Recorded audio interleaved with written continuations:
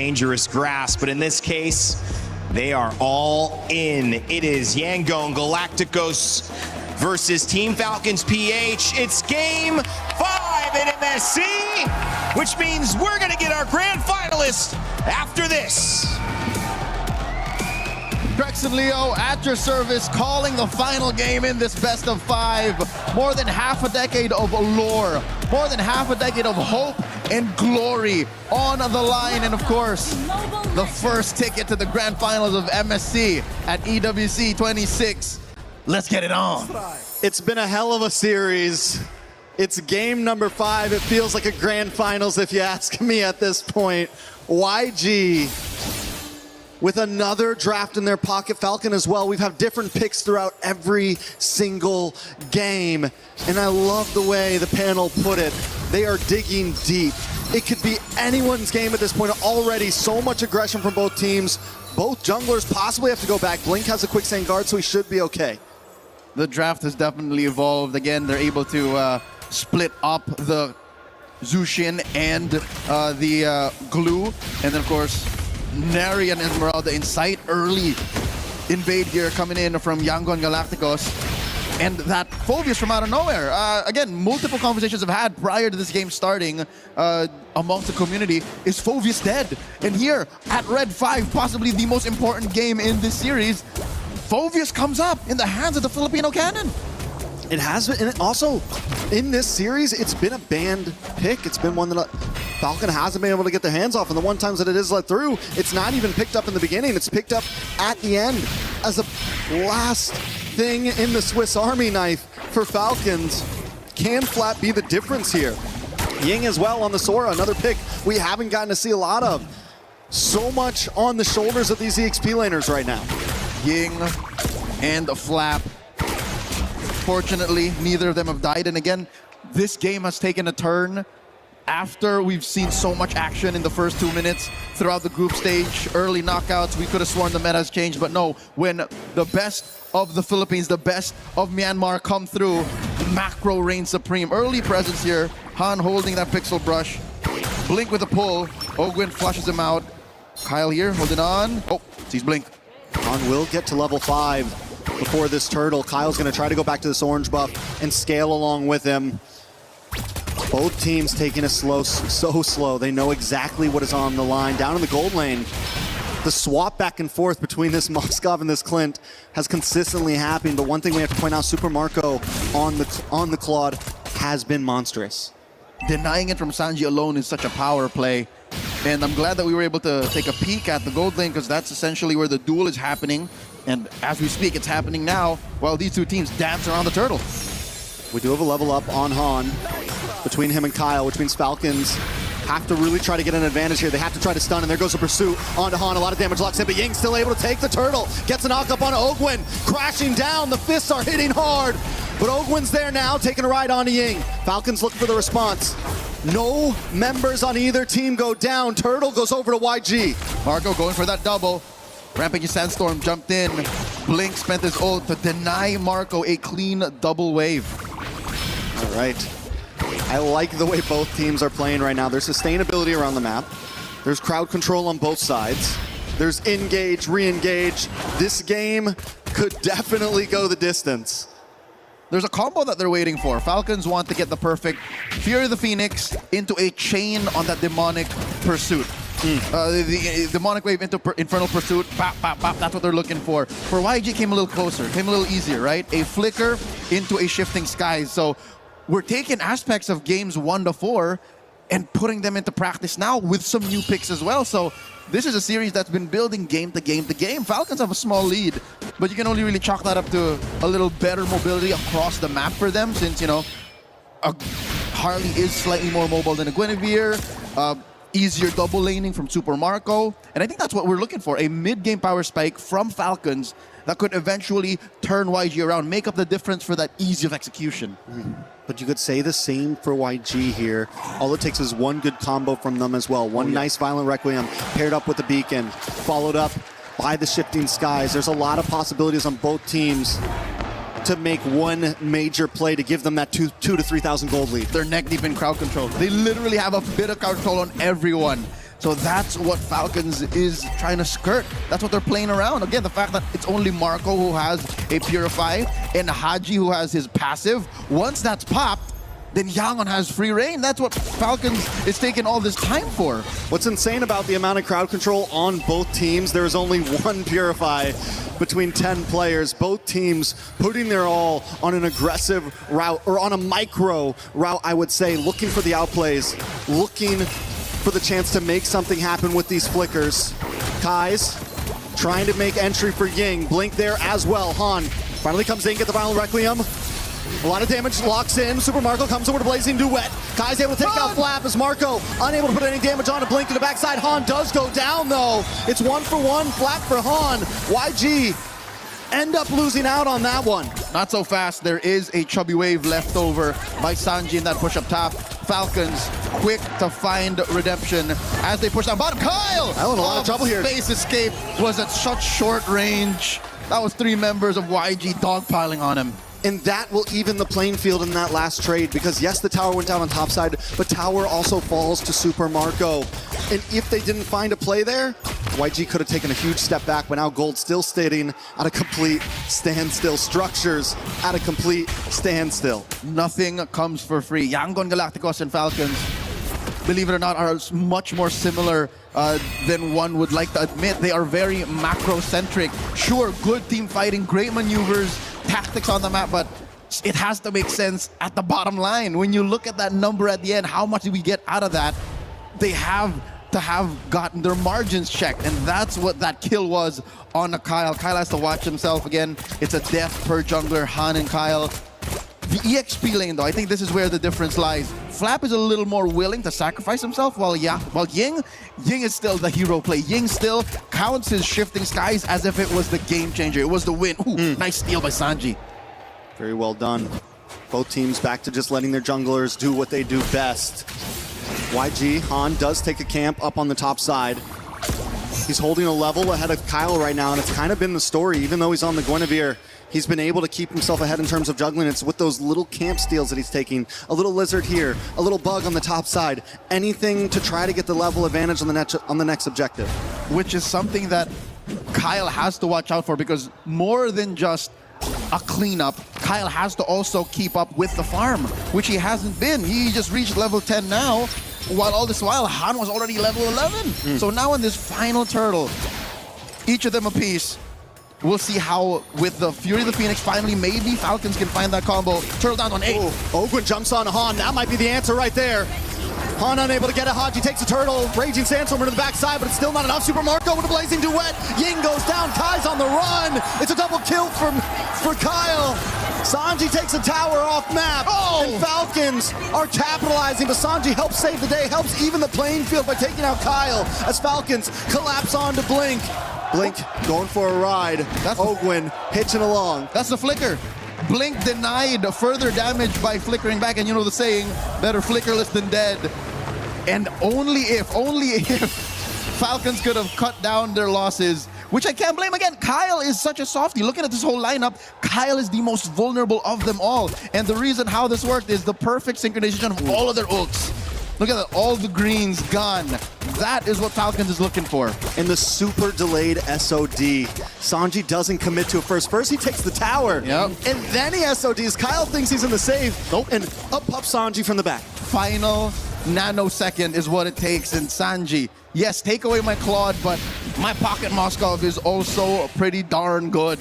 1-0-1. Super Marco has maybe a little bit more in the bank, but Sanji, now he's taken the past 2 games to get used to it, and he's up 700. Look at that. So now I think Falcons, I don't know how they're going to do it, but they have to pay attention to Sanji. They have to find a way to put a beat on this Moskov.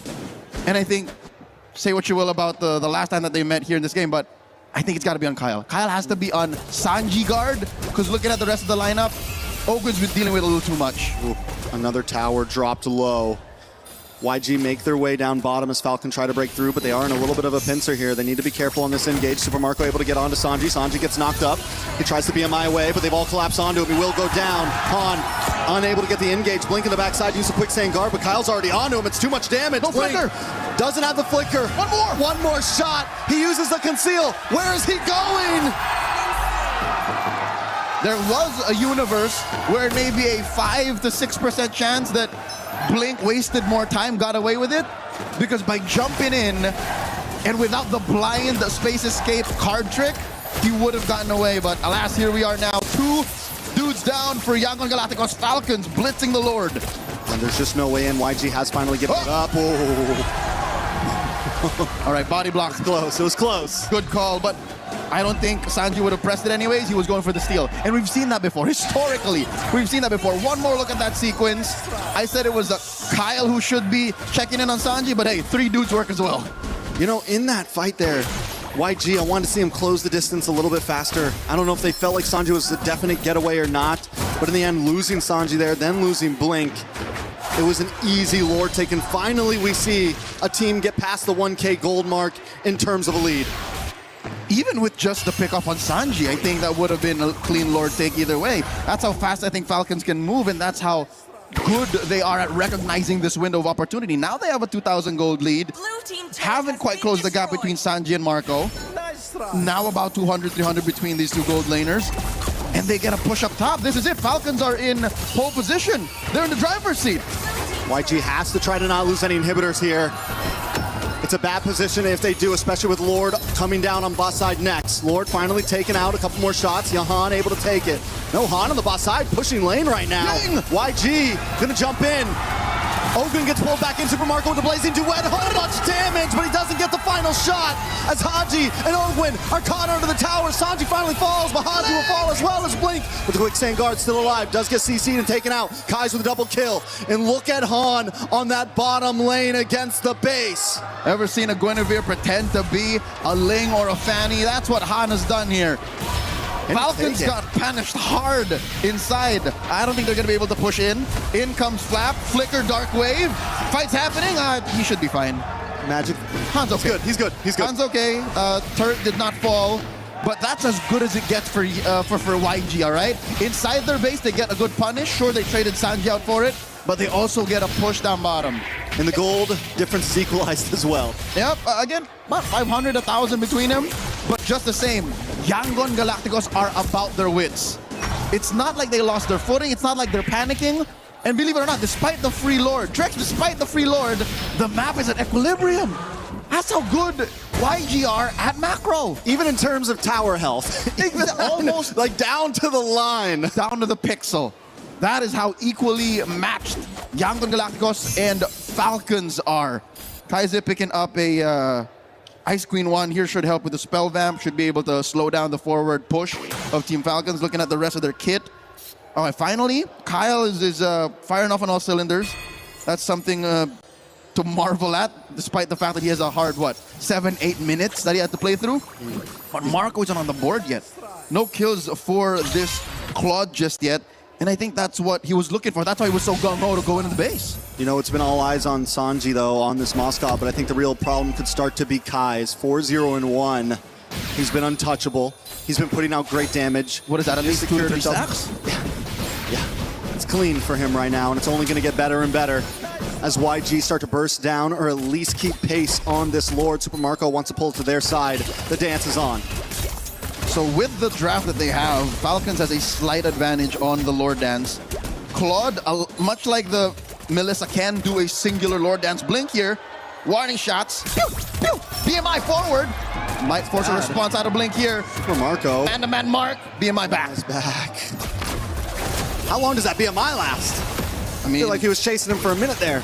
As long as the SOD could. And shifting skies, Requiem, he catches Ogwin. Kai's gets the kill. Deadly Magic isn't going to be able to finish off Ying. Blink in the backside, able to pull Super Marco away as Kai's gets a double onto Flap. That was the target. That was the bait. And Super Marco wasn't there to help out the team. Now Kai's is on to the next one as Haji falls. Blink goes down. But it's still not enough. 4 members drop on the side of Falcons. Kaize is out of this world. Massive stacks gain. Falcons fans are at the end of their wits. A singular mistake, maybe a second too long, held inside a bush. A moment of hesitation leads to a 4-for-1 trade. Once again, you can split up the Ubi, but they find a way to collapse into you. Blink with such an amazing Raging Sandstorm to delay the engage from Super Marco. He catches Haji and Marco in that hit. What a bait. For what? The better part of a minute, Blink was conditioning Marco and maybe even the rest of Falcon saying, look, we're gonna take it. All you gotta do is grab it. It's right underneath their noses. And Falcons fell for it. Because of that, they're down 2K. They're in jeopardy to lose their bottom lane inhibitor. And that's 50 stacks, so 5 kills off of the original 2 before he built the Sky Piercer.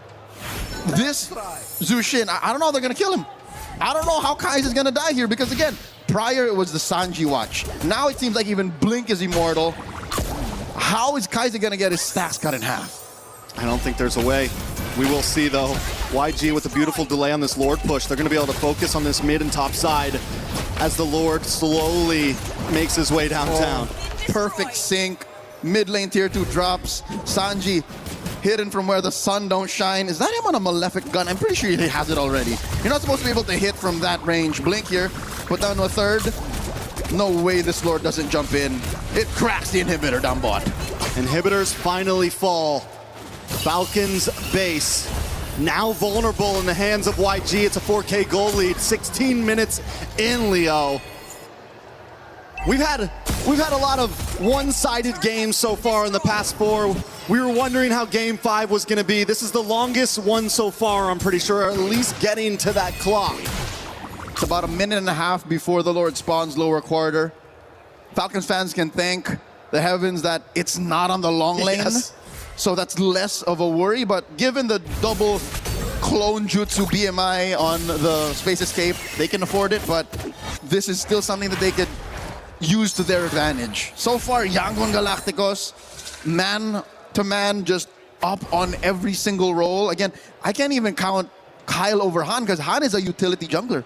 Han doesn't care if he's down on damage. All he needs to do is find the perfect Requiem, which is again set up so perfectly prior to that 4-for-1 trade.